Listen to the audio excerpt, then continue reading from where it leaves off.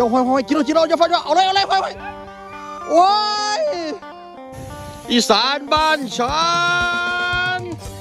อายุหาจีนให้เขาเด้อมือนี่มาหาลักสิทธิ์ป่าหนาเพิ่นจะเป็นหนาผู้ใดล่ะเบ็ดไปไพ่เด้อครับเบ็ดไปไพ่มือนี่มาครับเซียนบิวตี้ชีดังอันครับผมเซียนบิวตี้กับเซียนโบก้ากับเจ๊จิ๊กซออันยองกับเซียนตังชีดังอัน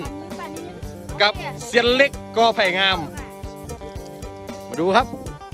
เบิ้งอ้าวปลาตัวนะครับประเดี๋ยว